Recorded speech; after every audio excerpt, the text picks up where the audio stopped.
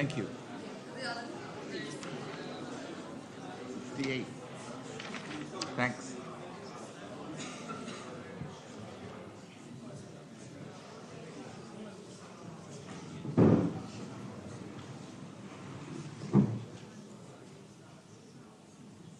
It's okay, I'm not going to sit down and give you a lecture.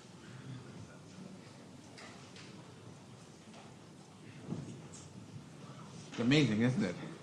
I'm wearing a coat and I'm counting the number of people who are walking on the streets, t-shirts and shorts.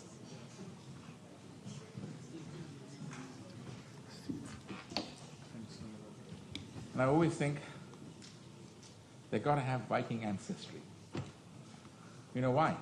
The Vikings went across the North Sea, invaded England and everywhere else, and they wore nothing but t-shirts, I guess, in the middle of winter. Amazing guys. Anyway, not me. I need my coat. Right. I think I'm going to talk to you about convertible bonds today. I think we finished with regulation completely. And so next topic is one more specialized type of international bond, convertible bond. Let me get this on the board.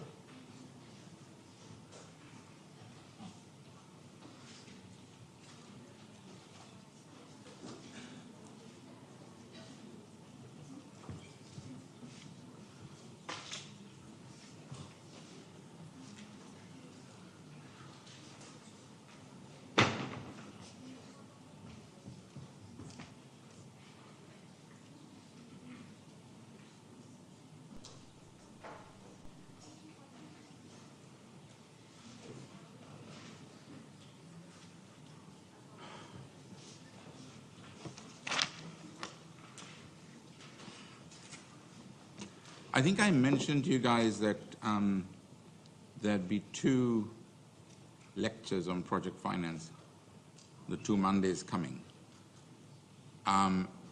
It may be that the 2 lectures may not commence on the 4th, i.e. next Monday, might have to commence on the 11th because the partner who's doing it is still traveling, and he sent me an email saying, I'm still coming back to some ungodly place.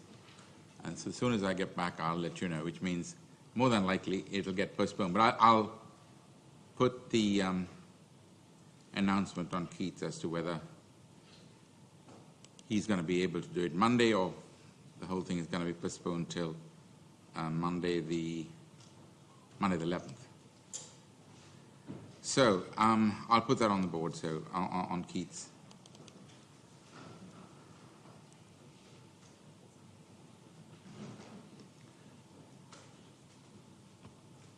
Right, so today it's convertible bonds and warrants.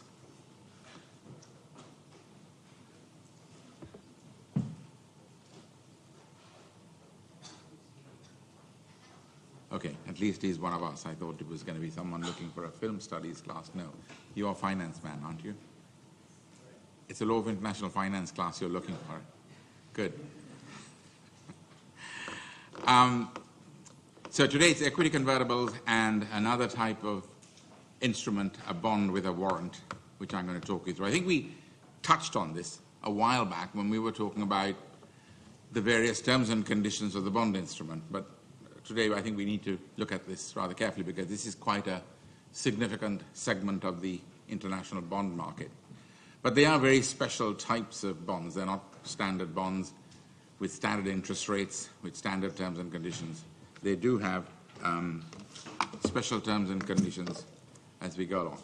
So what exactly is a bond which is a convertible bond? I mean, why is it so different from everything else? Well, the first thing is that bonds of this type give the bondholder, once again, bondholder, the right to convert the face value of the bond into equity, shares. Whose shares? Always the issuer of the bonds. Now,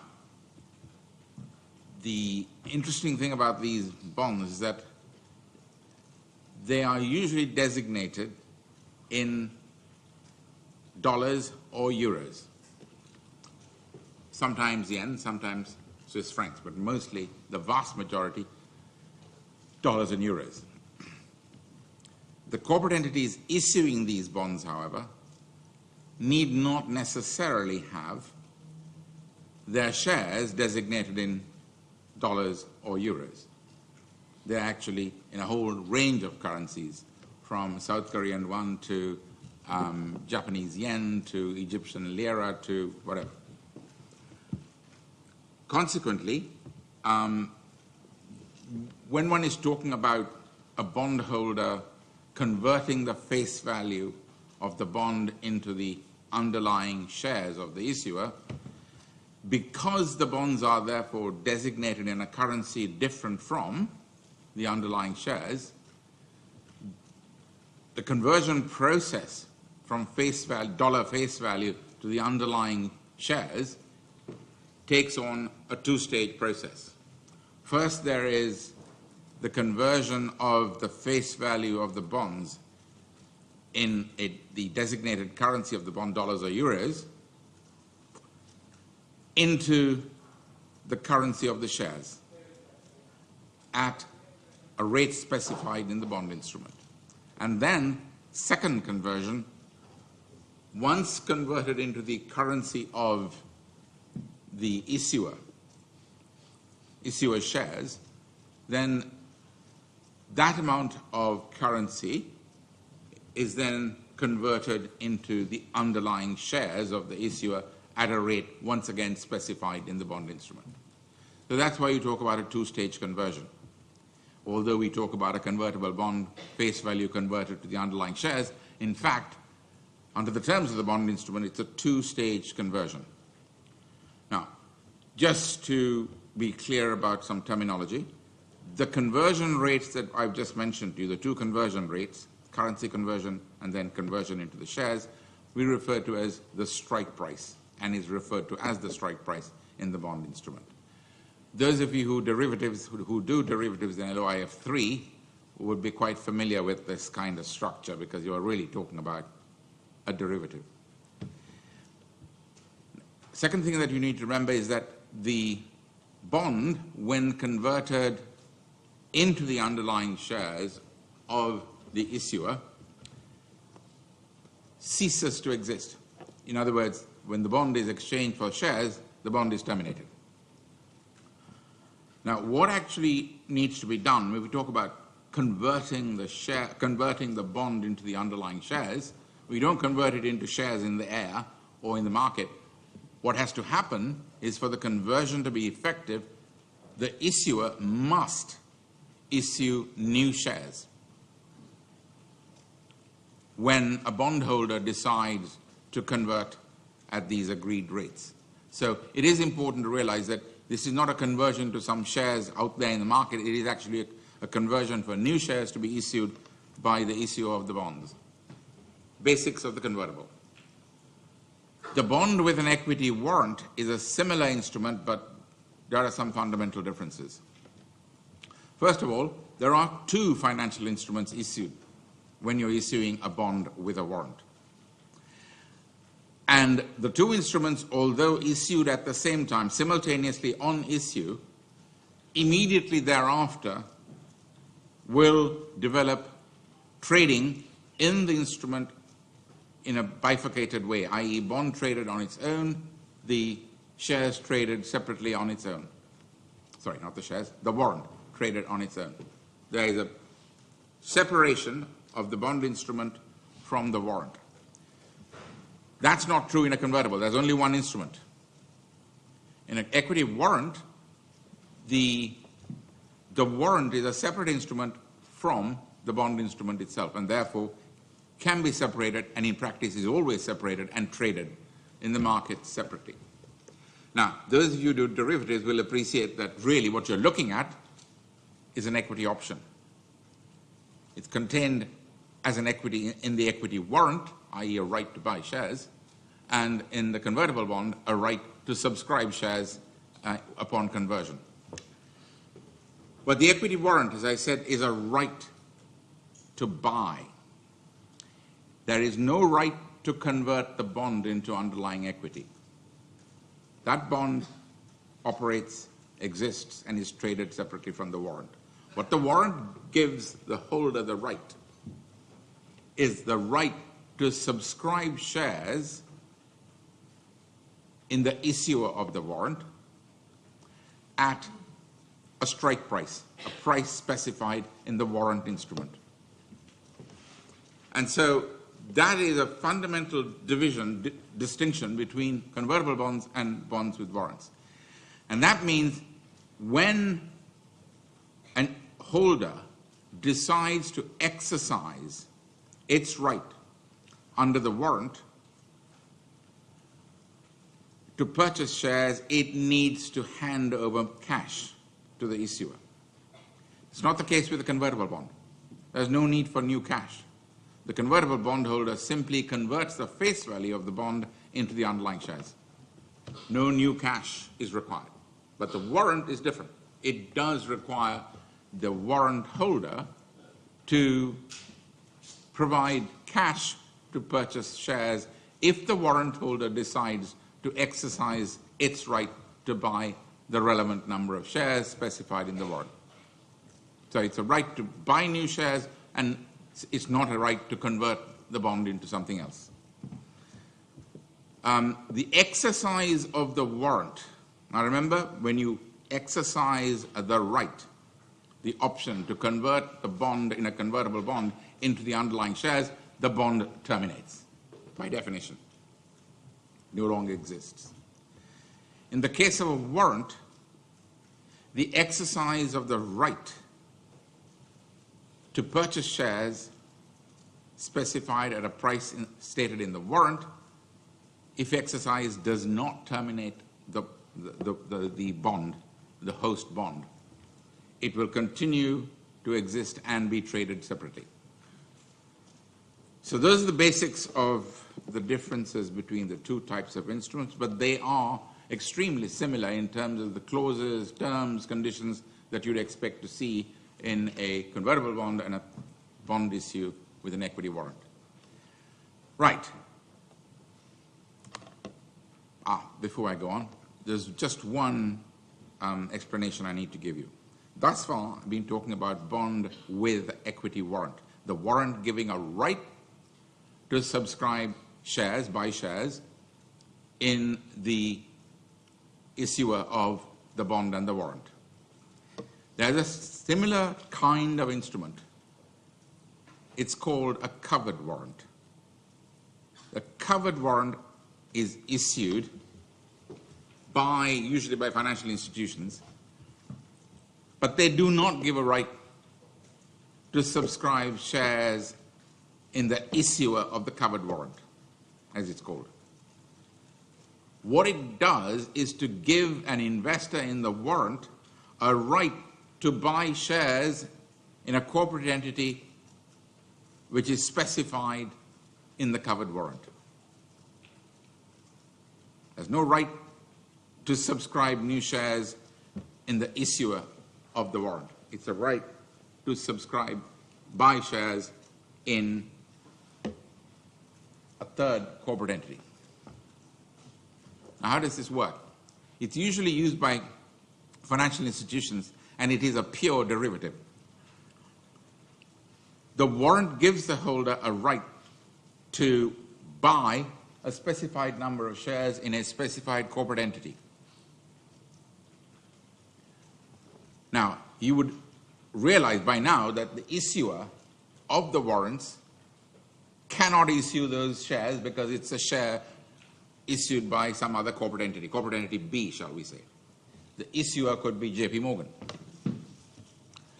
Consequently, in the past, it was the practice for JP Morgan or whoever the financial institution is which issued a covered warrant to buy the relevant number of shares which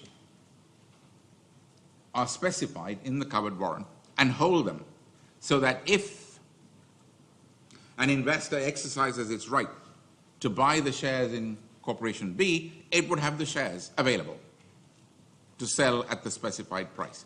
That's why it's called a covered warrant. covered, meaning risk exposure of JP Morgan is covered because it's got a pile of shares waiting to be sold. In other words, it's not exposed to the price fluctuations of the shares of Corporation B, which the investor in the warrant has a right to buy at a price specified in the warrant instrument. Because obviously you can see that the share price could rise way above the strike price in the warrant, which means that if you've got a warrant price saying, okay, we can sell you shares in Corporation B at 100, and an investor buys at 100, and when it exercises that right, the market price of Corporation B shares is 140, JP Morgan is in real trouble. That's why in the past, and I keep on saying in the past, they used to buy the shares, put them in a box, vault, whatever, and hold them until the investors exercise their rights. That doesn't happen today. What happens is, whoever issues the warrant actually buys equity derivatives to cover their position. No longer will they have a pile of shares sitting in a box. I'm explaining this only because I need to distinguish it from to equity warrants, bonds with equity warrants. Otherwise, this is a pure derivative and I'm not going to talk about this anymore. Right. Clear about the distinction? That's all you need to know. Now, there are other types of warrants also in the markets which are similar to equity warrants. Commodity warrants, for example, is the most popular one. It's a warrant which is issued with a bond and which confers a right to acquire a specified commodity, gold, silver, oil, whatever the commodity is, at a strike price specified in the warrant instrument, or to receive the difference between the strike price of the oil, the gold, or the silver, or whatever it is, and the market price of that commodity in the markets at the time of the exercise. Now, those of you who do LOIF3, this is pretty standard stuff. Okay, question. Your question. Now, why didn't you ask it without badgering your neighbor? Just put up your hand and ask. I'm happy to answer questions. You know that. Okay, go ahead. Good question. You do LOIF3, I take it. Yeah. This is an option. The commodity warrant is an option. The equity warrant is an option. Difference between a standard option and an option in a warrant is that an option, as you looked at in LOIF3, is actually an over-the-counter derivative which is not represented by a tradable financial instrument. These are tradable financial instruments. Convertibles, for example, also have that option to convert the bond into shares. It's a derivative, basically. But it's not an ordinary derivative. It's a derivative which is contained in, embedded in, a financial instrument which is tradable, namely a bond. In a commodity warrant, it's embedded, contained in, a financial instrument called a warrant, which contains the right to buy and is tradable, just like a bond. An OTC derivative isn't tradable like a bond, as you know. Okay. Any other questions? Do ask. I mean, I'm perfectly happy to answer your questions. The next type of related instrument, again, one which I know you come across in LOIF3, are contingent convertible bonds, or COCOs, as they are called. The COCO bonds are essentially convertible bonds which have a very special feature. They don't give an option or right to the bondholder to convert the bond into equity of the issuer. What they do is to have a clause, a term, a provision in the terms of the bond which states that in certain circumstances the bond will automatically convert into the underlying shares of the issuer. Bondholders have no right to say, no, thank you, I don't want it. It converts automatically and mandatory into the underlying shares of the issuer. What are the circumstances in which it converts? Well, That is actually a matter which is driven by regulatory law. It's the law contained in the BRRD, which is the Bank Reconstruction and Recovery Directive, and is therefore issued by banks and financial institutions, and they are required by the BRRD to actually have these terms and conditions in certain bonds that they issue. They convert automatically when the issuer's capital ratios reach a certain level, which are designated and determined by the Capital Requirements Directive 4 and the Capital Requirements Regulation of the EU. We're not going to go into this in any detail. Doesn't matter what causes this to happen. The point is it happens because there is an actual provision, an actual term in the bond which converts it mandatorily into the underlying shares of the issuer when that issuer's capital ratios, i.e. its equity to risk assets, reaches a particular level. That's all you need to know. I mean, the underlying background regulatory stuff, I don't really think you need to know as a capital markets lawyer, but it's useful to know at least that it's in CRD4, the ratios, Capital Requirements Directive 4 and the Capital Requirements Regulation of the EU. The ratios are taken from those directives and regulations and then put into the terms of the bond instrument. And that's how it's a COCO which works alongside these directives. Now, let me just give you a background. I can't remember whether I talked about this anywhere else, perhaps in LOIF 3, but just to give you a bit of background. As you know, after the financial crisis, there was a whole series of bank crises, Portugal, Italy, and so on. And the EU, and Greece, sorry to say again, the European Union had to put in money to support and sustain these banks before they went bust. And there was no way that they would allow a major European bank to go into insolvency or liquidation. But immediately after, the European Commission decided that this is not a good idea for the European Commission to be pumping money into banks to hold them up, support them. So what they did was they passed this BRRD regulation, directive to be precise, which says that before the European Commission hands over money to a failing or ailing bank, the bank needs to pass on some of the burden onto their own creditors and investors. In other words, it will be burden sharing between the European Commission putting money in and investors in this corporate entity.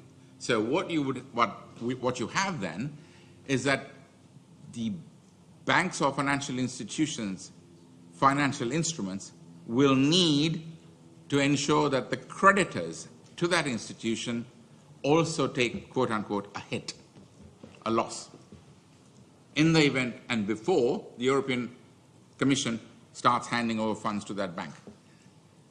That's contained in the BRRD regulations.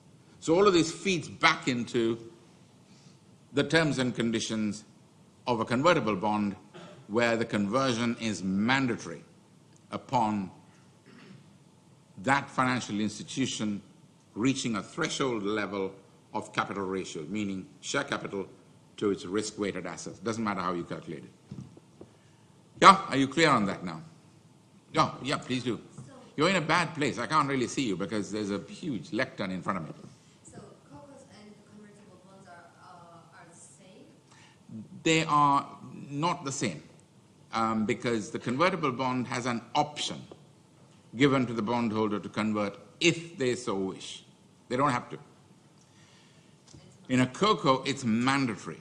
The bonds are mandatorily converted by a term in the bond instrument, and that provision is inserted in compliance with European Union directives. Right. Any other questions? Yeah, please do. Are COCOs and convertibles mutually Yes, they are. They are different instruments. I have a basic question about warrants and convertibles in general. Can the issuer fulfill his obligation to deliver those? His obligations. They're not his, it's its obligations. His obligations to either issue new shares or go in the market and buy the shares and then deliver those, or is he limited in his way to fulfill this? Is the issue, your question is the issuer limited in the way it hands over and transfers the shares to the converting bondholder? Straight answer is it turns on the terms of the convertible bond, but in practice it's always new shares. I mean, there's no reason why the issuer cannot say in a convertible, I'll give you shares which are already in the market. But ask yourself, doesn't that expose the issuer to huge share volatility risk? Strike price is one, the market price is something else, and you've got to get those shares out of the market at what cost? I think you have the option as the issuer to choose. If you have an option, If my obligation is only to deliver the shares, I can issue new shares, or I can go in the market and buy some shares and deliver them to you. except that the exposure is greater because the market price and the strike price may have a huge difference. Whereas if you're issuing your own shares, you're not running that risk. And therefore, in practice, you don't do that.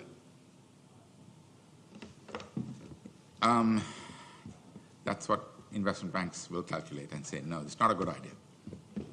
Okay. Yeah, somebody else had a question. Please do. Oh, hang on. I've already got all this stuff up there.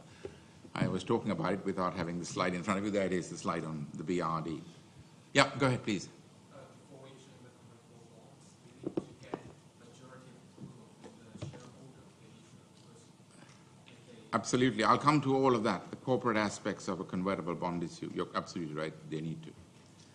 So essentially, the COCOs are a response to the availability of EU funding to banks and financial institutions in the EU, and the requirement is that before the EU provides funds to the banks or financial institutions, there has to be what is called in the markets a bail-in. Bail-in meaning creditors have to take the loss because their bond instruments are converted into the underlying shares of the issuer, which by now are at pretty low pricing levels in the markets. So that's why we talk about taking a hit. So, yeah. Last time, if I remember correctly, you mentioned Okay, here one of those things. You said, okay, what did I say? supplement document which was enacted in 2014, but I didn't understand that. I didn't catch it. That's about credit derivatives. It's not about what we're talking about today, which is the bond side of things. But just to answer your question, the problem with the COCO is that the moment it converts a bond into the underlying shares of the issuer, if there are credit derivatives applicable to those bonds, that raises the question whether that triggers all the credit derivatives or no. Right? And the COCO supplement says, yes, it does. You can, if you're a COCO bondholder and it converts, and you're entitled to claim. Anyway, sorry, that's something quite different, but it's just related, and that was your question. Right, okay, moving on. Any other questions before I get on to talking about convertibles in detail? Okay. First of all, what are the characteristics of a convertible bond which are different from an ordinary bond, apart from this option that's given to bondholders to convert the bonds into the underlying shares? Well, first of all, because of the embedding of the right to buy shares in the bond instrument, investors are prepared to buy these bonds at low interest rates. So what you expect to see as a market feature of a convertible bond is that when compared with a standard international bond issued by that same issuer, the convertible bond will have a very low interest rate attaching to that bond instrument. But it is attractive to investors simply because it gives the investor the right to convert and therefore have access to the underlying shares of the issuer, and importantly, by converting the face value of the bond.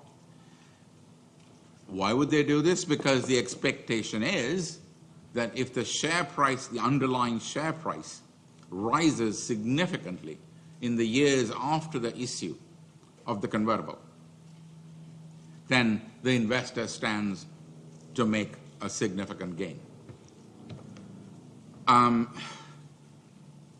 Second or third characteristic, the strike price, i.e. the price at which the bondholder can convert the bond into the underlying equity of the issuer. Usually speaking, this is not something that's a rigid rule. The strike price, which is contained in the bond instrument at issue of the bond, would usually be somewhere in the range of 5 to 15% above the market price of the shares of the issue on the issue date.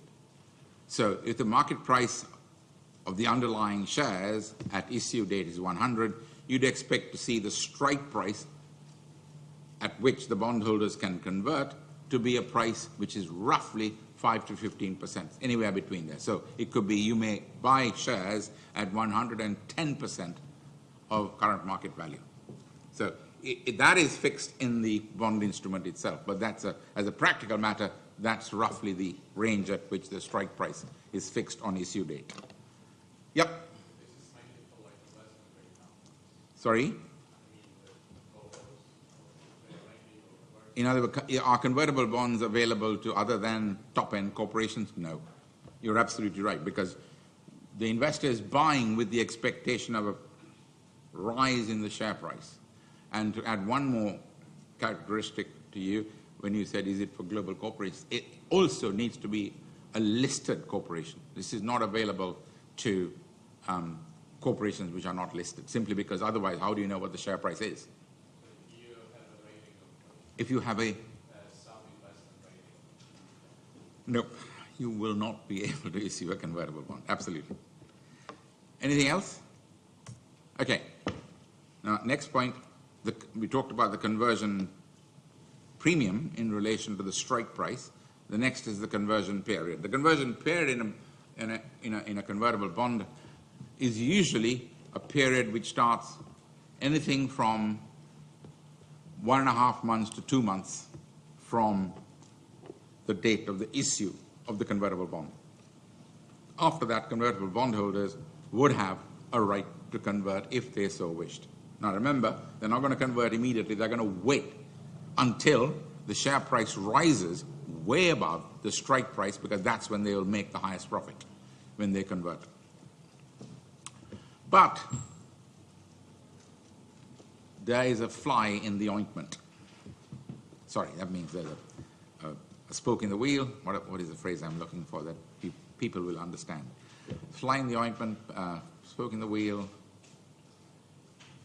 meaning there's a bug somewhere in there. And that is that the issuer in an international convertible bond has always and is given an option in the bond instrument to redeem the bonds prior to stated maturity. Why? Because obviously if you, the issuer, have got an option to redeem the bonds prior to the maturity date of the bonds, the moment you want to exercise that call option and redeem the bonds, that compels the bondholders to start thinking about converting the bonds. It's a mechanism to push bondholders to start converting their bonds. So there are, in fact, now two options, one in the hands of the issuer and another one in the hands of the bondholder.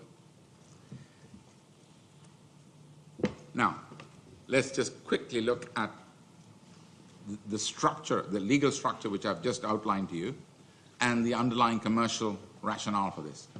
Now, why would an investor buy a bond? The answer is very straightforward. It is to take advantage of what the investor perceives to be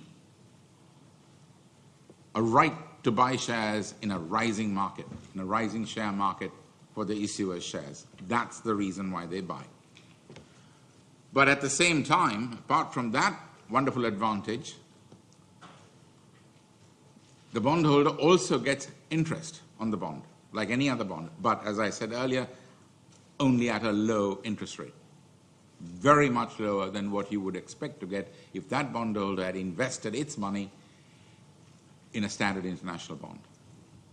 The third element is that, this is a commercial factor, but perhaps you might want to just work this through in your mind.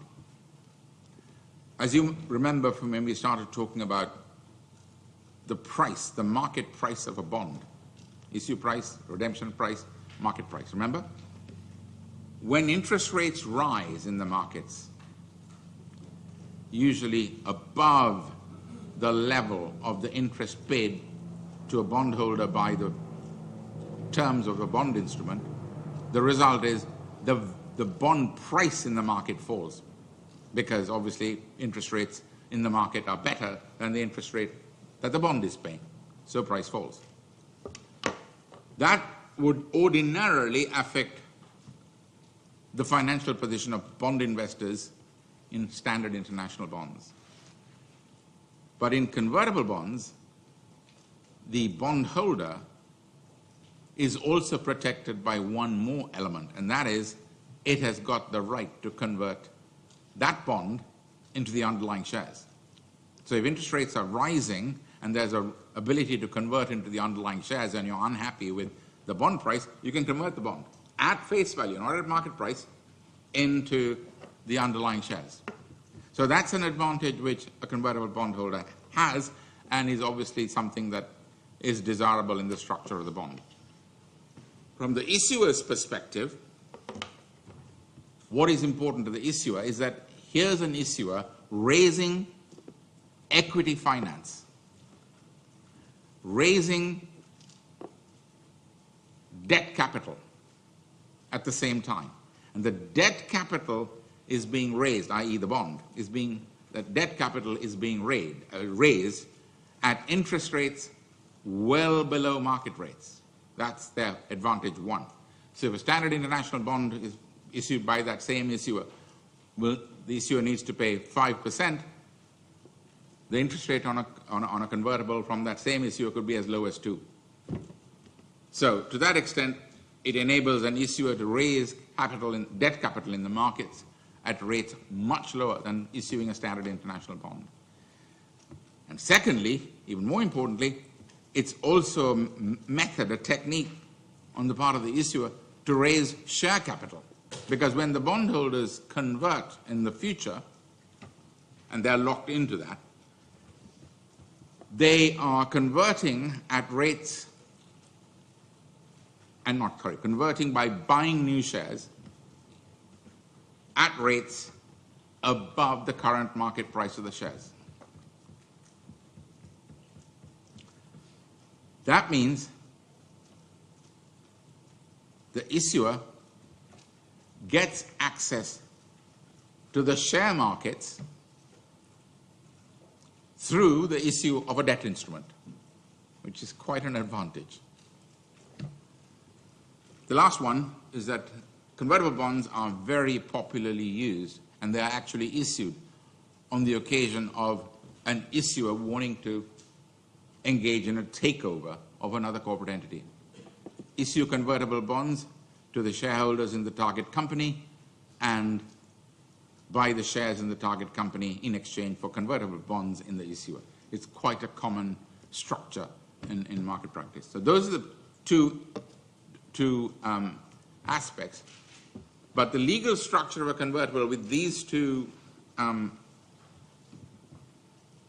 perspectives, between the issuer's perspective and the investor's, the bondholder's perspective. Oh, right, question. Yeah. Why is that the issuer is happy that the bonds are recovered? Because that The bonds are recovered. no, not recovered, converted into equity with a higher price. Because if I were this bondholder, I would convert it into equity when the company has good revenue. Because of Well, the answer is absolutely right. The bondholder would convert at a market price, sorry, at a price contained in the bond instrument, that's the strike price. And like you said, practically speaking, it wouldn't convert until the market price is well above. But remember that bondholders on the issue of the convertible bond agree to buy shares at a strike price above the market price on the date of the issue of the bond. As I said earlier, it's roughly 15% above. The strike price is 15% above the then market price of the underlying shares at the date of the issue of the bond. That's the advantage to the issuer, because it's getting investors to actually agree to buy its shares at a premium in the future, yes, but at a premium, yeah? Okay. Now, if you look at it from the investor's perspective, from that point of view, what the investor will want to do is to convert the bond only when the share price is way above the strike price. That's when it's going to make its highest profit.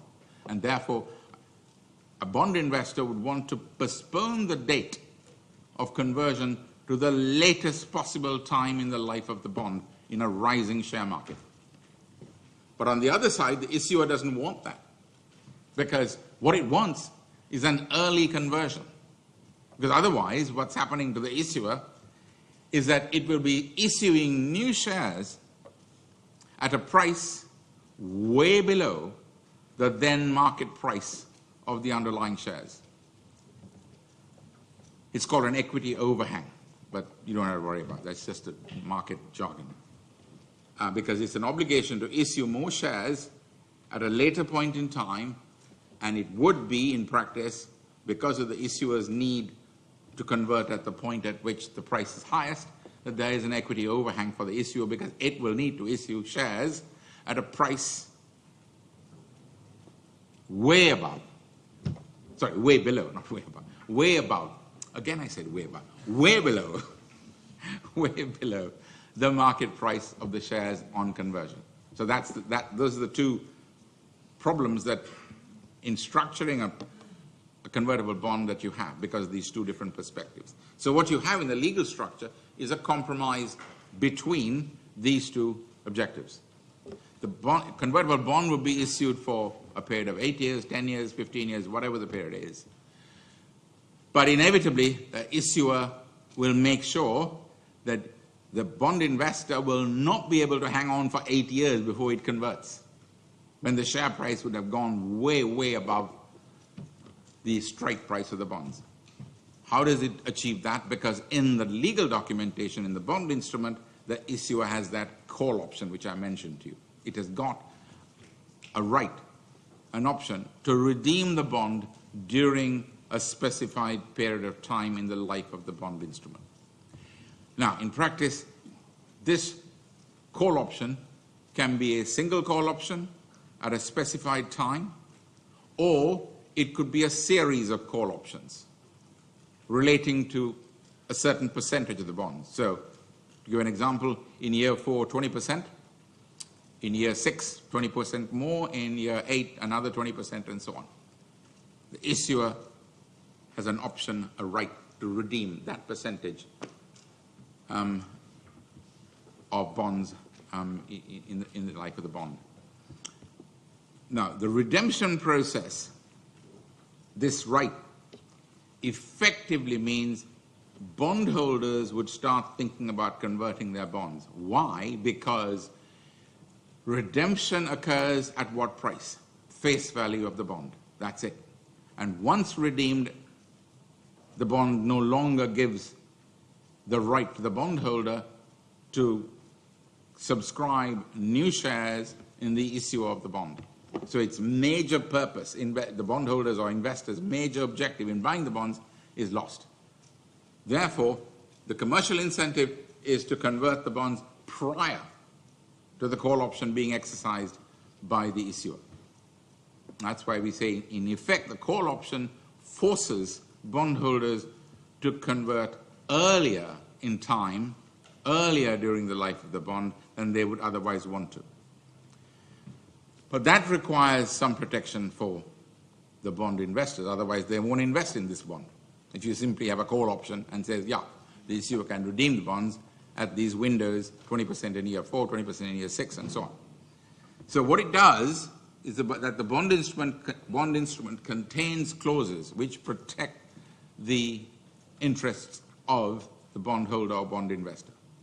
First of all, the call option given to the issuer under the terms of the bond instrument cannot be exercised by the issuer until the share price of the issuer in the markets rises above a certain specified price. And that is usually the strike price. So unless the market price of the shares is above the strike price of conversion, the issuer cannot exercise its call option. Secondly, hang on, let me just finish this sentence. Secondly, I'm glad you're listening to what I'm saying. You always have questions. Great.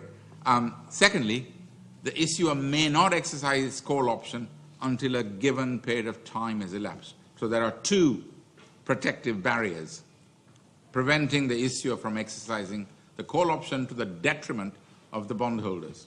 One is, cannot exercise it until the share price is above strike price specified in the bond instrument, and secondly, during a specified, unless a specified period has elapsed. Let me just finish, then I'll come to you. So, first of all, the period.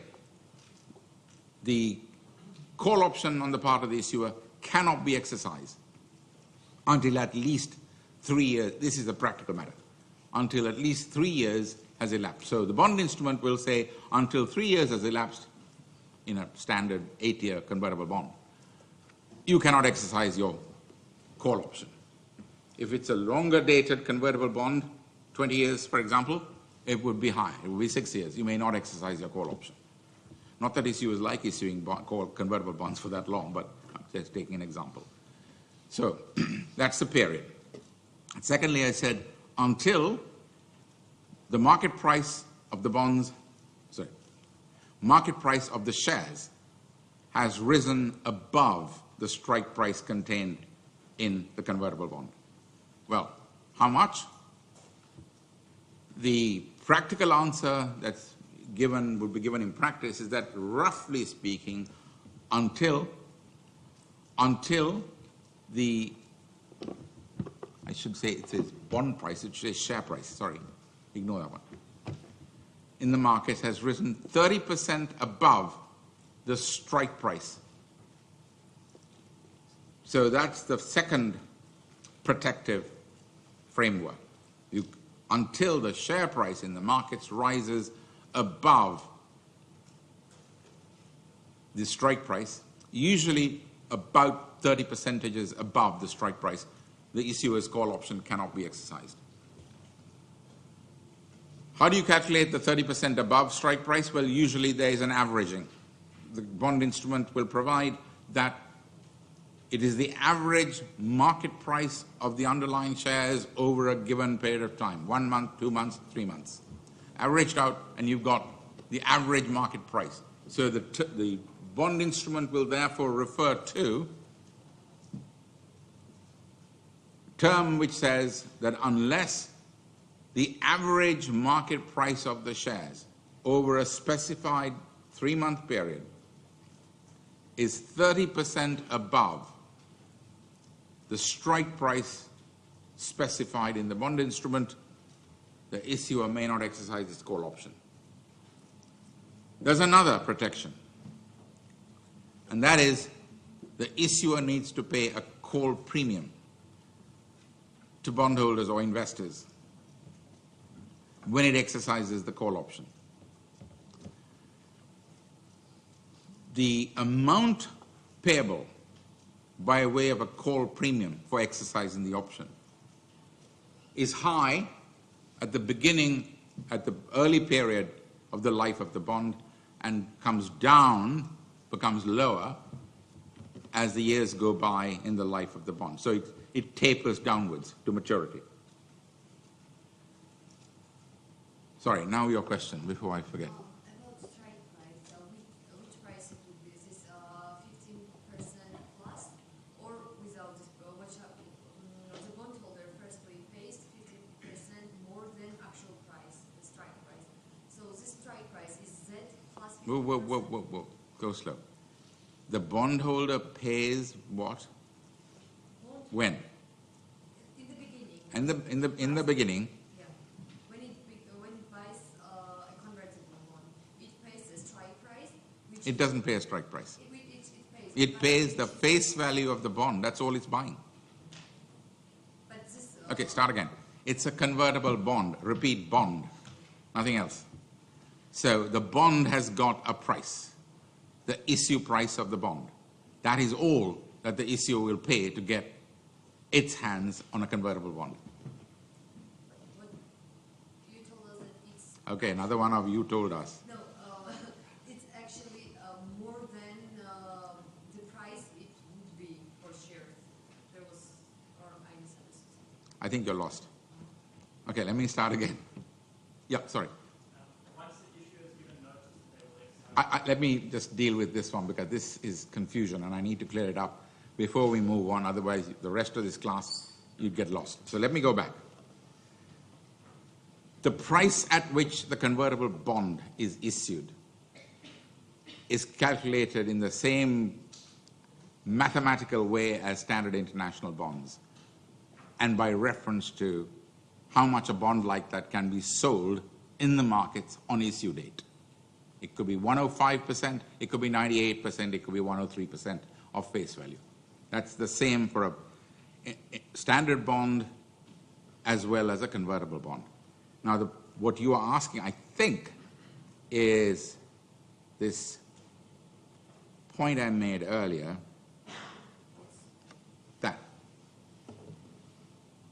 the strike price of the convertible, that is to say, the price at which the strike price is inserted into the convertible bond. It's the price at which the bondholder can convert the shares, convert the bond into the underlying shares, right? That strike price is 15% above the market price of the shares at the issue date of the bond. It's not a price that the bondholder, bond investor is paying to anybody. It is a term of the bond. And that's the 15% above market price that I was talking about. Nothing to do with the bond. It's to do with the share price. You're not sure yet? I understood where I went from, but this strike price, when I'm converting the bond, convertible bond, not warrant, I'm not paying, I'm just converting it. Yeah. So it's usually 15% more. It means that I wouldn't. No, you're not. Wait. You're mixing up two things. The strike price contained in the bond is the price at which the bondholder may subscribe the underlying shares in the issuer. Point one. Yeah? Clear? Okay.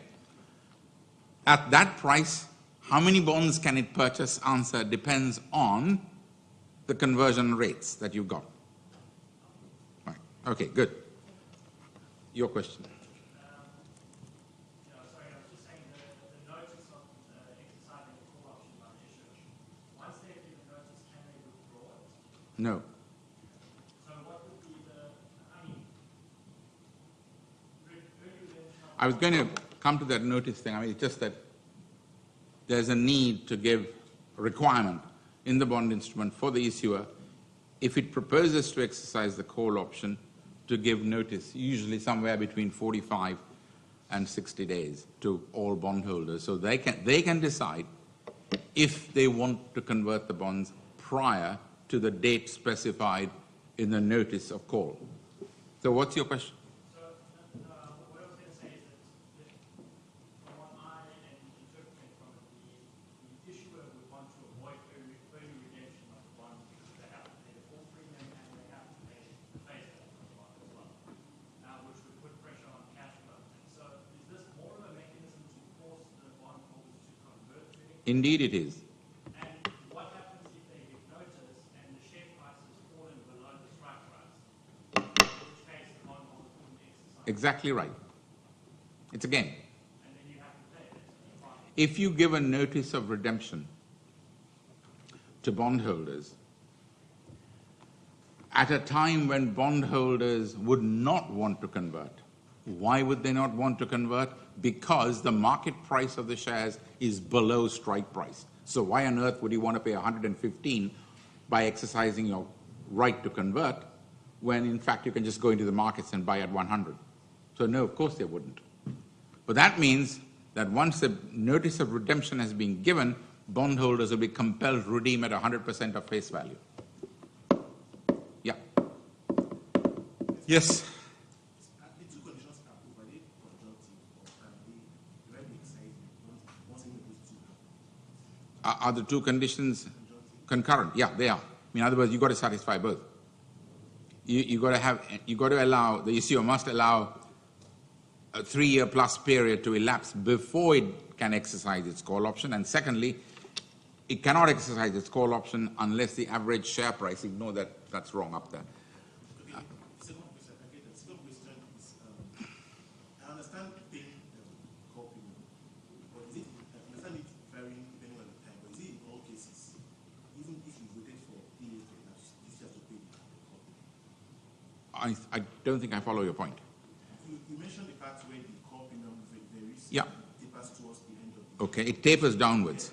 I understand. I'm saying, is it in all cases, even after waiting for 3 years for it to elapse, you still have to pay the call premium? Yes, you would, is the straight answer. You may not exercise your call option until 3 years from the date of the issue of the bonds.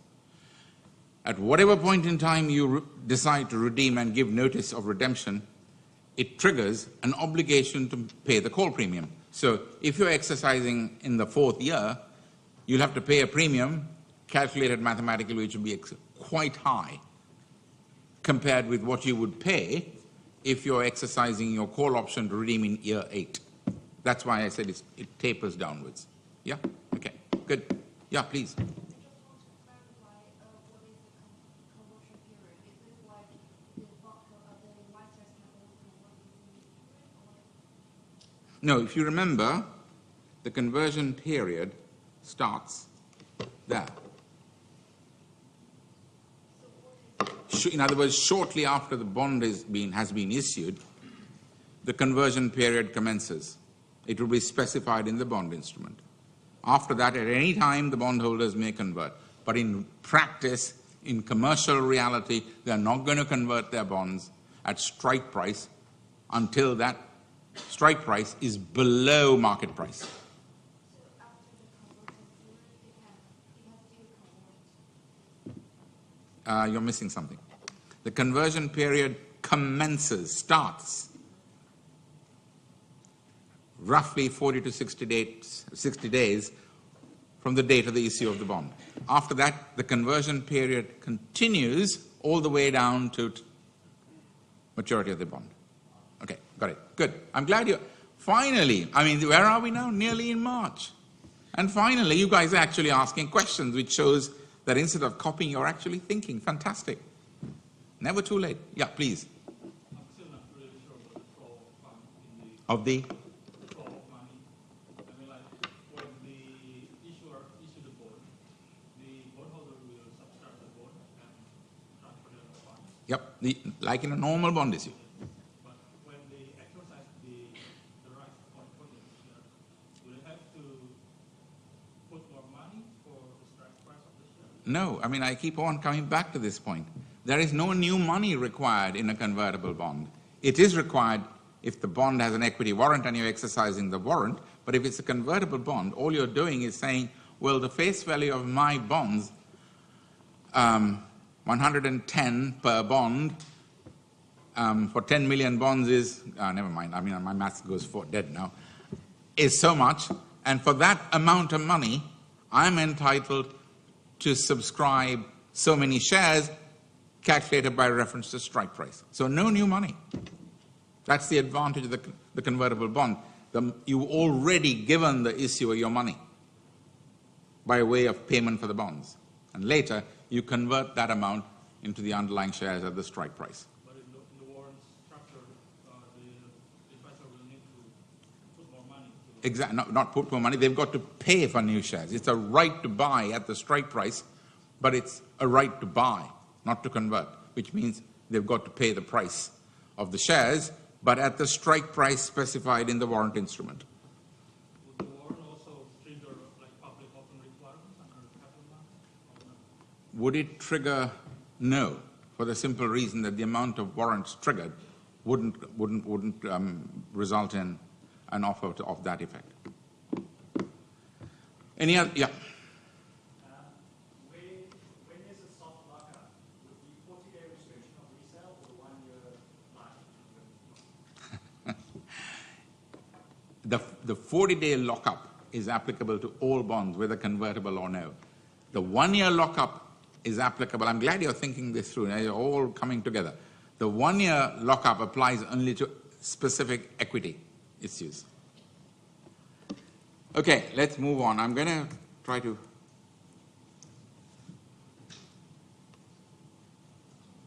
Okay, we've talked about the call premium. We've talked about the need to give notice.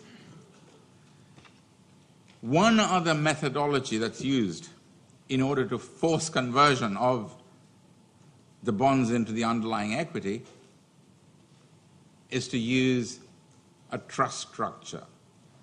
And a trustee appointed under the usual trust deed is given an additional power to compel the conversion of the bonds into the underlying equity at the trustee's option. But the moment I say that, you'll say, hang on a minute, that puts the bondholders at a huge disadvantage because the trustee can do things that would damage them. And the answer is, your thinking is absolutely right, but there are protections before the trustee can take action to compel conversion so as not to damage the interests of the bondholders, and I will come to that later. Yes, anybody else have any questions? Yeah, please do.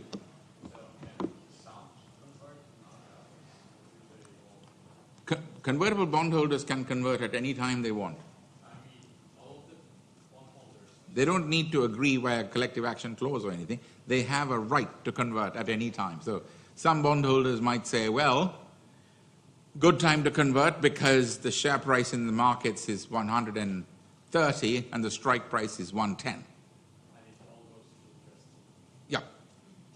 No, sorry. In a trustee scenario, the trustee will compel conversion of all bonds. I'm talking about a normal scenario where the bondholders may convert their bonds without waiting for everybody else. Okay, the trust deed now. Yeah. Go. Why don't you sit somewhere where I can see you waving your hands? So things is down the chain. How it happens? Bondholders, as I understand, are the As usual, not understand that is specific in every bond instrument, defined as account holders in the clearance systems and the physical holder of the bonds. So if That's the magic formula in every bond instrument. Okay, next. first-year investor, if I am, and I want to convert my bond, how I do it? How do you do it? You convert. I want Are you you said you're a first-year investor, which means you're an account holder. no. Okay. First-year. Oh, fourth year. Okay. If you're a fourth-year investor, you'd go through the usual process of giving instructions up the chain of sales. Please convert. Yes, but this first-year information is on the electric books of the clearance system, and then this issuer will give this bondholders the shares, and the bondholder will And down the chain of sales. and then this resale. Correct. It's the same old procedure. There's nothing new. Yeah. Sorry, previously, like the one about the 3-year OTP, is there an example of that actually? I mean, I just picked 3 years because, okay, the standard life of a convertible bond is around 8 years. I mean, issuers don't like issuing convertibles for 10, 15, 20 years because, remember, it's connected to its share price. And think of the share price rise that could happen over a period of 10 to 15 years. It's huge, and no issuer wants that. So broadly speaking, and this is by no means a hard rule of law or anything. It is simply market practice. For an 8-year bond, which is the normal kind of time frame for which it will be issued, the call right isn't triggered for about 3 years. Sometimes 4, but usually 3. If it's 10 years, you probably might have 4 years. Anything else? Yeah. Does the protocol need to fulfill the requirement for issuing? Do you want to speak up, please? Yeah. Does the issuing this kind of bond need to fulfill the requirement for issuing shares in the Absolutely, but we'll come to that again. I mean, in a sense, it can issue the bonds with a straightforward resolution of the board of directors under most corporate laws of most developed law systems. It's just like a standard loan or bond. It's a board resolution. When it wants to issue shares, it needs to go through more hoops, more conditions, which again depends on the corporate law of the issuer. But there are, broadly speaking, some conditions which they would need to satisfy. I'll come to that in a moment. Okay? Right, so the trust deed, if they're using a trust deed to compel conversion, important point, it is the trustee who has the power to compel conversion if and when the issuer decides to exercise its call option to redeem the bonds. Now, the trustee's powers relate to those bondholders who refused to convert their bonds when the redemption becomes operative. From the issuer's perspective, it doesn't want to pay the redemption value of the bonds it wants. It has said, I want to redeem.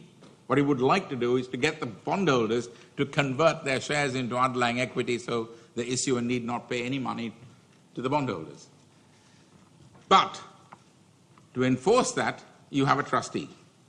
And trustee will then force recalcitrant bondholders to convert their shares when the issuer has given the notice of redemption. But that power, as I said earlier, is restricted by certain conditions, the most important of which is that the trustee must be able to sell the shares in the market at a price, not the shares, sorry, sell the shares when converted in the markets at a price which is above the value of the principal and interest due on the bonds. In other words, so that you make sure that the bondholders are not prejudiced. You work out how much is the principal due on the bonds, work out how much principal interest is accumulated on the bonds, and then the trustee must decide whether or not it can sell the shares which it has compelled bondholders to convert into at a price which is higher than the amount of the principal value and interest due on the bonds. Clear? That's the trustee's obligation. How does it do that? Well, it has a power under the trust deed to require conversion of the bonds into shares and sell the shares which have now been issued by the issuer in the markets and credit the proceeds of that issue of shares, sale of shares, sorry, not issue, sale of shares to the accounts of bondholders. That's the process that you'd want to go through. Yeah, is that clear about what trustees can and cannot do? So they have power, they've got the power, but they've got to exercise it only in the circumstances where the trustee is satisfied that the shares received on conversion, on forced conversion in effect, can be sold in the market at a price which is above the value of the principal amount due on the bond and any interest due on the bonds. Basic principle. Yeah, okay. Anybody got a question? Are you okay on that? So the trustee can also choose not to do this? Absolutely. But once notice has been given, the trustee once again has a power, no duty. Just remember what trustees do in normal international bonds. No duties, just powers. may exercise the power. But commercially speaking, the sole objective is to enable the trustee to exercise this power in order to compel bondholders to convert the bonds into the underlying equity after a notice of redemption has been given by the issuer. Why? Because then the issuer need not pay the face value of all the bonds that are being redeemed by exercising the call option. Got it? If no, say, hang on, what's that? Yeah, please do. Please do. Does the trustee have to sell the shares after the conversion, or can the trustee just remand the shares in the? Yeah, the trustee must sell the shares once the bondholders have been compelled to convert. In practice, how the process would be: the issuer would issue shares in relation to the bonds which have now been converted under the exercise of the powers that the trustee has. The shares, although issued quote-unquote to bondholders, would be transmitted under the bond terms in the trust deed to the trustee, who is then, under the terms of the trust deed, is required to sell them in the markets and then credit the proceeds into the accounts of the bondholders in the clearance systems. Yes? Okay, good. It's a lot of material, isn't it? Those of you who are doing LOIF 3 must be kind of blowing a fuse in their brains. EMIR, BRD, and now this stuff. But anyway, listen, I hope it's easier for you to understand this stuff because you're really dealing with a derivative which is embedded in a bond instrument. That's all it is. Okay, oops, hang on. Oops, I've gone too far. Right, so that's the process with regard to the exercise of the call option. Then comes, okay, back we go. Yes, please do. Does the trustee have to sell the share to convert to new issued share of the market? Yes. Or couldn't he just give it to the investor who wants to possess the share? The reason why the trustee is required to sell the shares, remember, its obligation is to force conversion only if the value of the shares in the markets is above the value of the principal face value of the bonds and the interest. So to ensure the investors that they're not being ripped off, the shares are sold in the markets, and hopefully the trustee is right, so that it will then transfer amounts to the bondholders who've been compelled to convert. So even trustee form, investor will never won't have the share of the issuer. If Because of the note, as a convertible funds, they will never acquire share of the Okay, issuer. let's be clear. The trustee's powers are exercisable only when notice of redemption under the issuer's call option has been triggered. Until then, bondholders, if they so wish, individual bondholders can convert at the strike price. There's no problem. Once the issuer has issued a notice of redemption under the call option provisions of the bond instrument, then the trustee's powers are triggered. Yeah? Okay. Yeah, please do. So the trustee's powers are only exercised when it's confident that the market price exceeds that of the face value of the bond. Correct. But what would happen if an issuer exercises call option before that? So say when the market price is below The answer is you just go into redemption. is it just straight? Just straight redemption after that. Somebody else had a question. Yeah.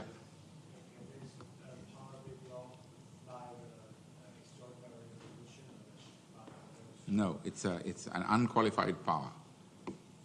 I'm glad you raised that question. No, there is no procedure to prevent the trustee from forcing conversion. Why? Because commercially speaking, that is exactly what the issuer wants.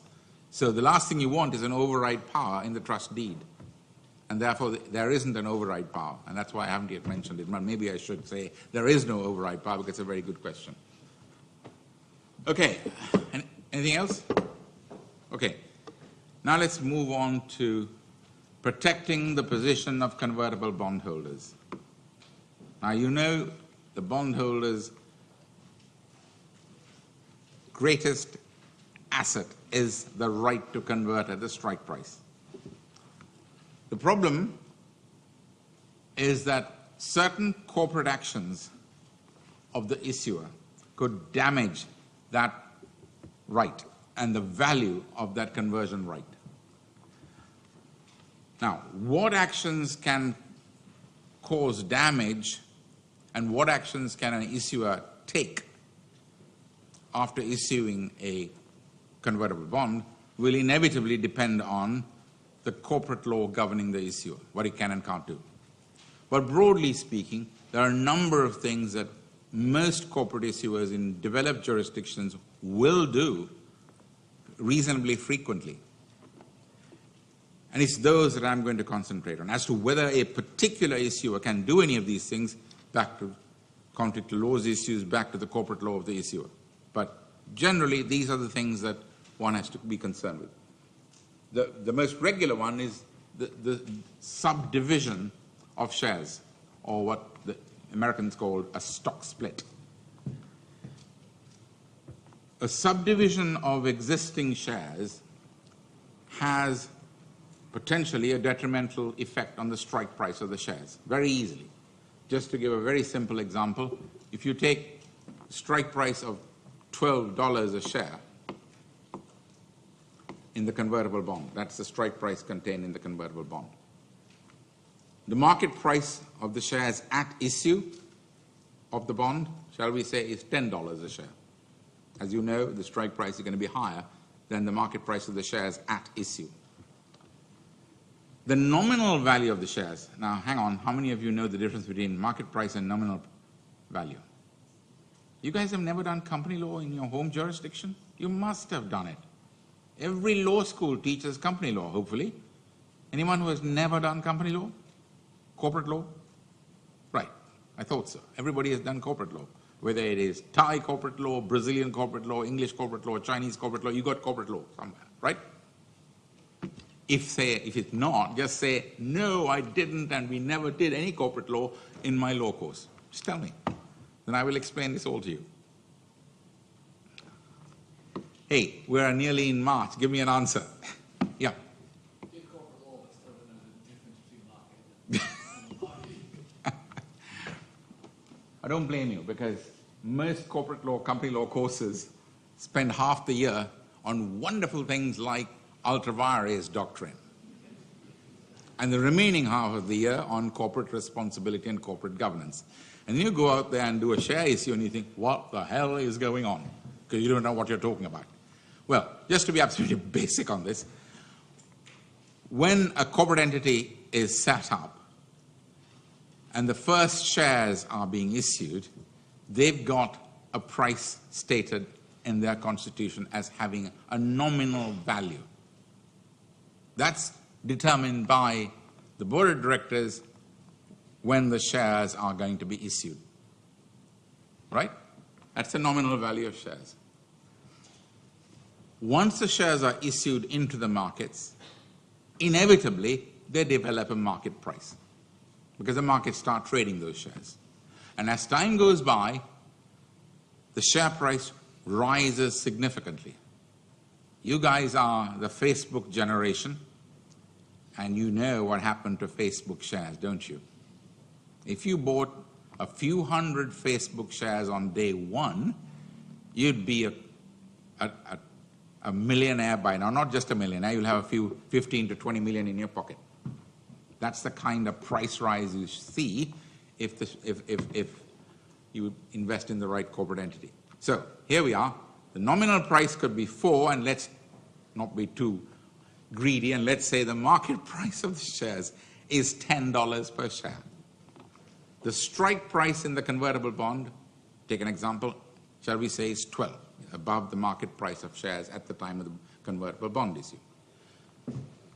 This issuer then decides to split its shares, divide its shares, a stock split of the $4 nominal value shares, splits it into 2 shares in relation to the existing 1 share.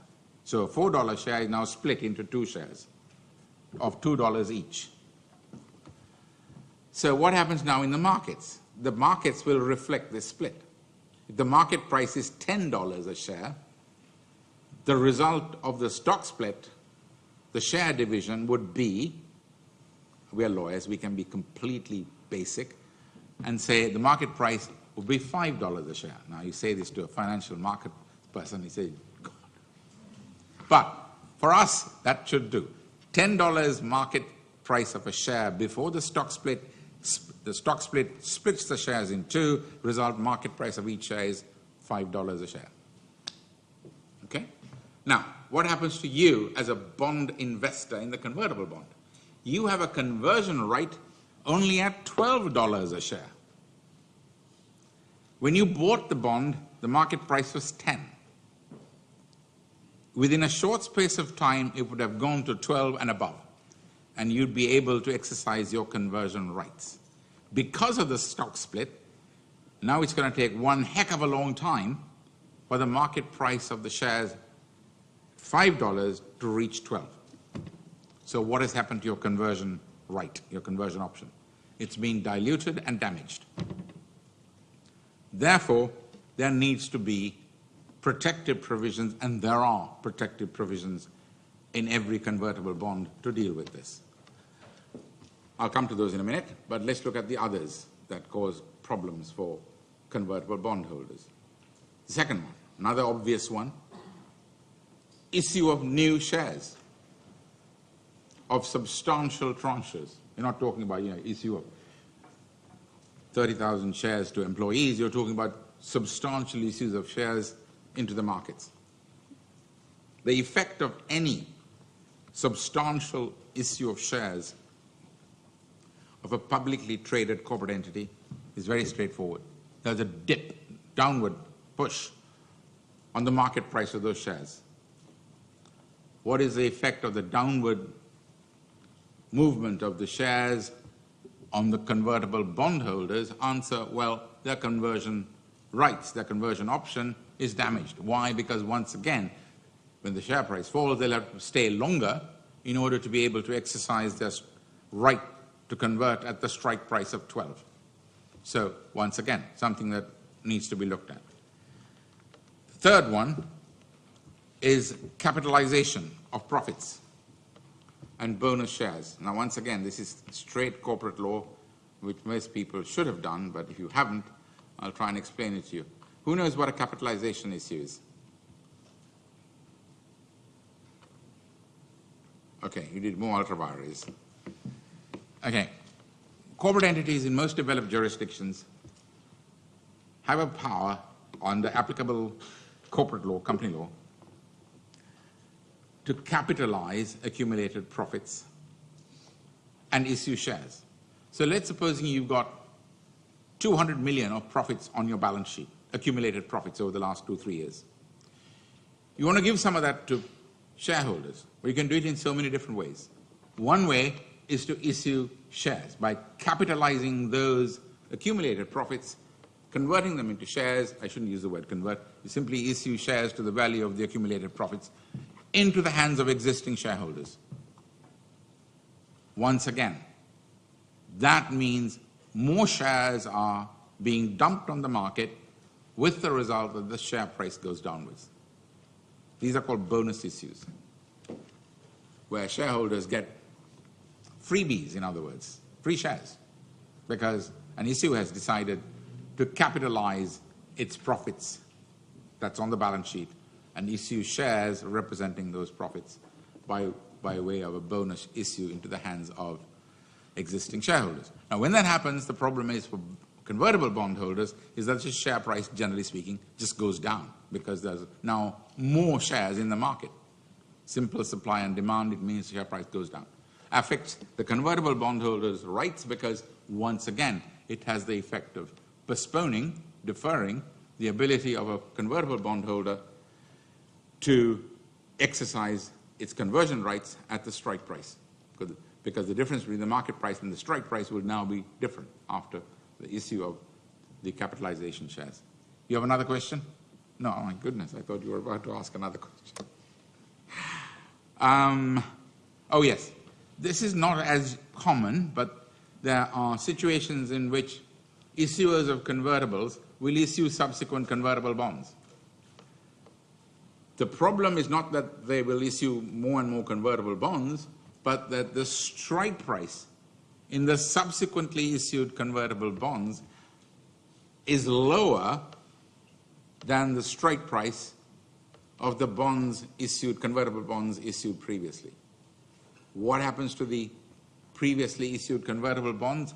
Their value is damaged. Or to be more precise, the value of the conversion right in the previously issued bonds gets damaged. So once again, something has to be done about it. Yeah. Well, because those guys have a right to convert their bonds before you can, because the strike price is lower, so that if the bond prices, share prices rise, they will be in a position to convert their bonds sooner than you can, because you, the previous bondholders, are only allowed to convert the bonds at a strike price, in this example of 12. These guys have got a right to convert at 11. Yeah? Okay. Capital distributions. Again, something you must be familiar with from corporate law. It is simply distribution of accumulated profits, this time not by way of converting capital accumulated into shares, but simply capital distributions, meaning cash distributions to existing shareholders. Now, most law systems have limitations on how much capital you can throw into the markets by way of confetti at Christmas time. But you can do it under the law systems of most developed jurisdictions. And when that happens, same effect. The share price will fall for one simple reason, because the amount of profit reserves on the balance sheets of the issuer falls, which means the market price of that corporate entity in terms of its share value will fall. Result, convertible bondholders once again, who might have been able to convert, have now got to wait a longer period of time. Same goes for things like issue of shares in lieu of dividends. I mean, you know that companies pay dividends to shareholders. Now, instead of paying dividends, some companies will say, okay, we're not paying dividends this year, we're going to give you shares. That's your Christmas present. When that happens, if there's a huge number of shares being issued by way of literally a gift to the shareholders in lieu of dividends, that again would have an effect of depressing the share price in the markets, and once again the same effect. It delays the time at which convertible bondholders will have a right to exercise their conversion rights. Rights issues. God, I'm going to have to end up giving you a course in corporate law at the rate I'm going. Do you know what a rights issue is? You know, this reminds me of me, because I did a corporate law course myself at undergraduate at Oxford. And we spent years trying to work through ultra vires, directors' rights, minority shareholders' rights to sue whoever it is. And then you sort of go into the city and somebody say, have you done corporate law? Absolutely. Partner turns up at your desk and says, we're doing an IPO next week. Here's the instructions from the client. Can you have a look at it and draft advice? And you haven't got the guts to say, what in God's name is an IPO? And I did. I said, what exactly is an IPO? And this guy looked at me with a look of, gee whiz, who have we recruited? And said, I thought you did a corporate degree at Oxford where you did corporate law. I said, yeah, but we didn't cover IPOs. We covered ultra vires. That's exactly what it is. Nothing practical ever comes of these courses. Anyway, right, okay, rights issues. A rights issue is, as the name says, an issue of a right to buy shares. So what the corporation does is to issue rights to buy shares. Not shares, but a right to buy shares. And that right is given to existing shareholders who can exercise those rights to buy shares or indeed sell those rights in the markets so that other people can exercise those rights to buy shares in the issuer. A rights issue, once again, of any substantial amount. For example, it could be 3 rights to each share, giving a right to buy per right 5 more shares, so 15 per share, in other words. That would result in the same thing, depression of the share price when the rights are exercised and more shares have to be issued by the issuer. Once again, same result, convertible bondholders are prejudiced because they're right. No, you don't understand that at all. Okay, here's a basic principle. Supply and demand. Let me ask you a question. If Britain leaves the EU and we have no milk, and we have 3 sheep up there in Wales, what happens to the price of milk? Go up, exactly. Exactly.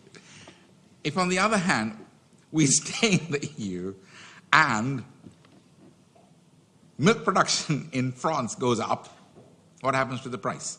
Down, exactly. Same thing with shares, it's the same concept, supply and demand. If the supply increases, the price falls. Price of shares fall if there are more and more shares being issued. Same principle. My question was, What's the question? my question was about rights, selling the rights.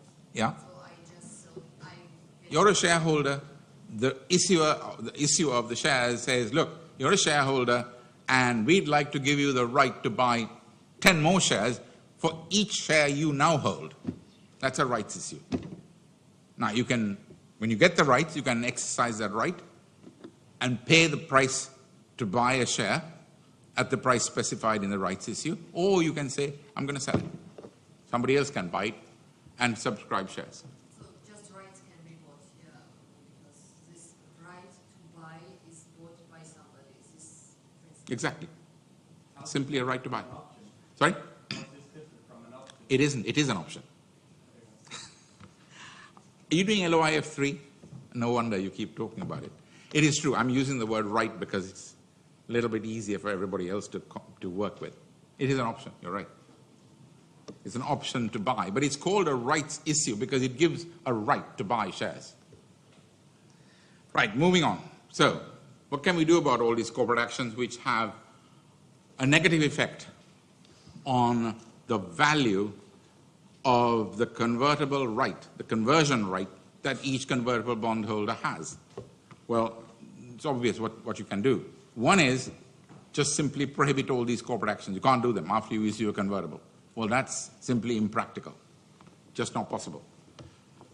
No issuer of a convertible will agree to complete prohibition on all of these corporate actions we've just talked about because they are day-to-day, they are ordinary, they are frequent, and they will not agree to a prohibition. Notice to be given to convertible bondholders prior to any of these corporate actions being taken is perfectly acceptable, and in practice, it is always required in a convertible bond instrument that if any of these events, all of which will be specified in a list, is to occur, then the issue of the convertible bond must give notice prior to that corporate action, be it stock split, be it share issue, be it capital distribution, be it rights issue. Notification must be given to convertible bondholders. Now you can't, I mean, just to add one more thing so that you're quite clear about it and you can see this. You can't give notice to convertible bondholders of an impending, for example, a rights issue without telling anybody else. You know why? Absolutely. It will constitute insider trading the moment somebody gets those rights or indeed exercises them. Consequently, it's only after a public announcement that these corporate actions can be notified to convertible bondholders. It's just a simple wrinkle that you need to remember. Okay, prior notice. But the effective protection that's given to convertible bondholders in practice is adjustment of the conversion price by a mathematical formula. So, the convertible bond will say, assuming, for example, in our example, strike price 12, stock split, nominal shares split, a $4 share becomes two $2 shares. The conversion price formula will try to put the convertible bondholder in the same economic position as if the subdivision of shares or the stock split had not happened. The same for distribution of profits by way of shares, same for capitalization.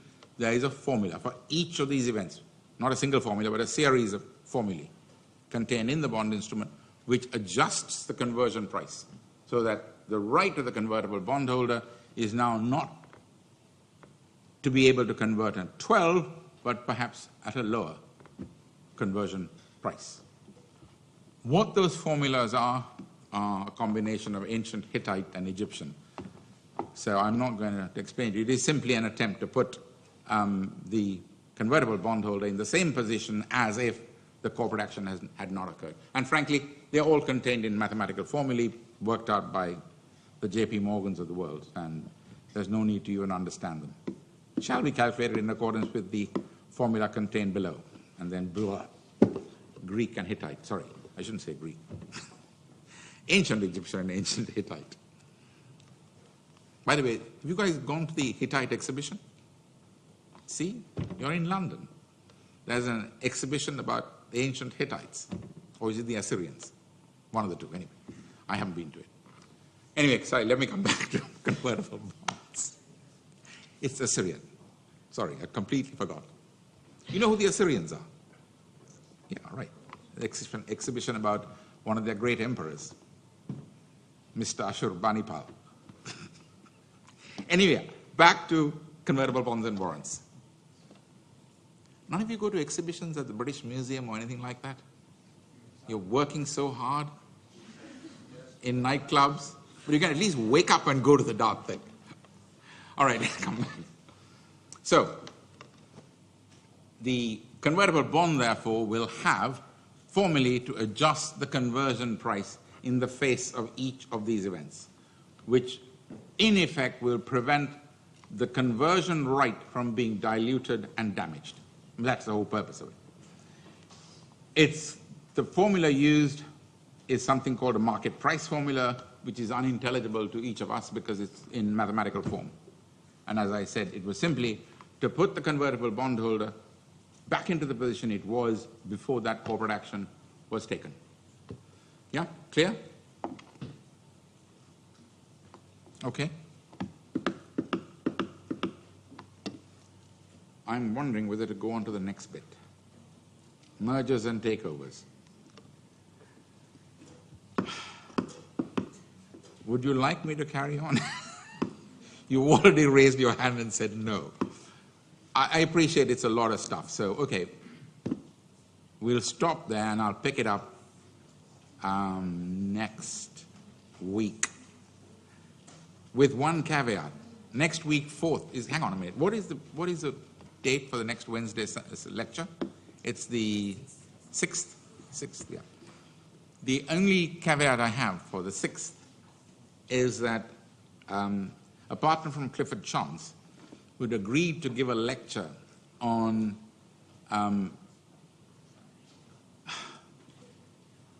capital markets, securities being issued in Bitcoin, said that one of the dates he could probably do is next Wednesday. And I said, well, not good, because I haven't finished this stuff before he can start talking about Bitcoin. So it may be that that lecture will be sometime after I finish convertibles and warrants. But if he can't make any other date, can I agree that he can talk about it next Wednesday? Right, done in that case. It's going to be seriously complicated because I don't have do you know what a blockchain is? Oh, you okay, that's fine then. Along with Tinder, you know about blockchain, so what the heck? I don't. Right, guys, I'll see you next week.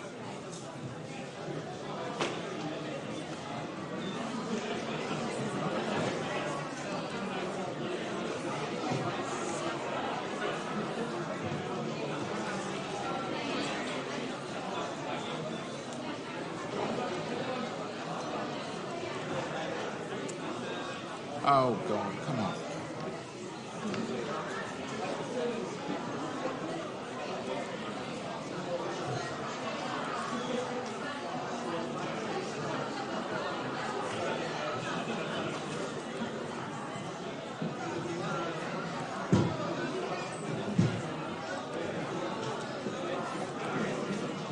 Hi.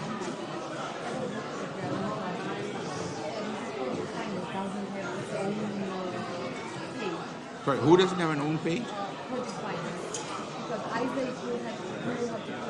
Put it under LOIF1. Yeah, easier. I mean,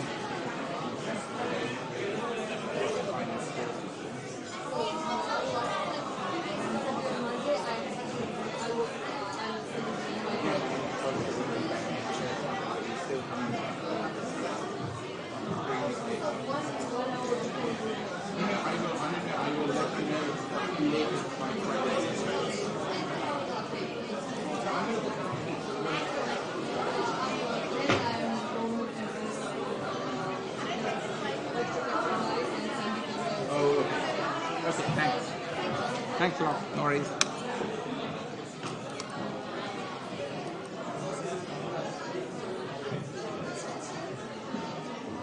Hi. Hi, I went to the seminar yesterday, and then I left the seminar because it was too crowded. And I want Don't worry to about ask, where the lecture takes place today. Oh, sorry. Which lecture? Seminar, sorry. You're not going to swap again. You saw what happened yesterday. No. Because there's too many people. There are no chairs. Yeah, I know. So But I was the supposed answer to be in the seminar yesterday, and then you asked some people to... Oh, you were one of them. I'm yeah, so sorry. Yes, no of worries. course. Do come. Where is it? Hang on. Let me tell you. Sorry, I completely forgot that we had a swap because of the absence of chairs. And I hope that we haven't got the same problem today. Okay. Yeah, it was no problem for me to talk it's because it just- was not very comfortable. No, I fully understand, and I think it's absolutely. It's SW, that's Somerset House. Yeah? 12 or a 17, that one there. Okay. 17, isn't it? 217. Okay. All right, see you guys.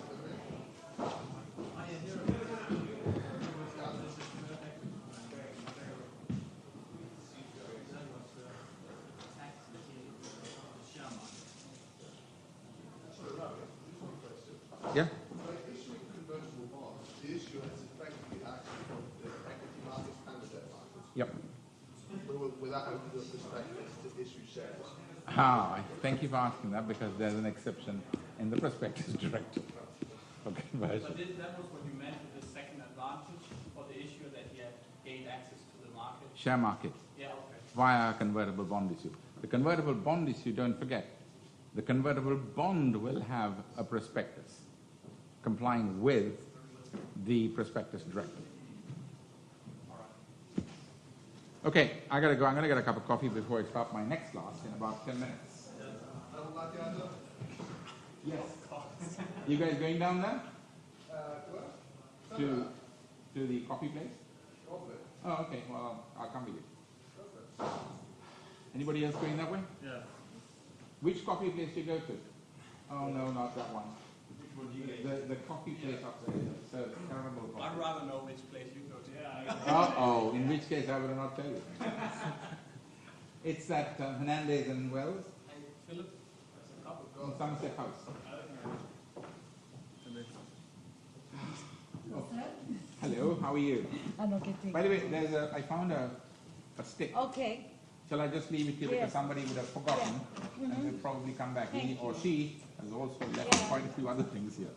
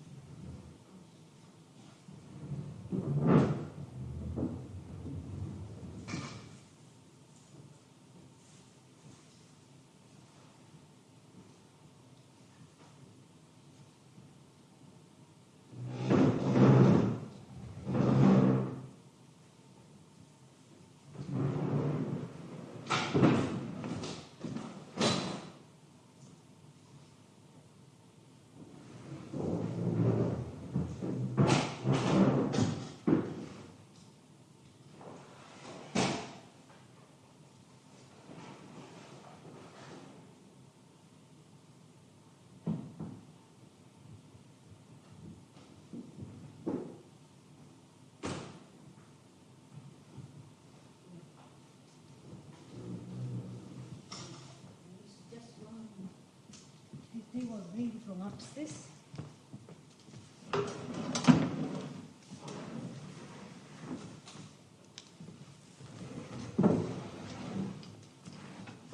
There's see blue shape, but it's not blue.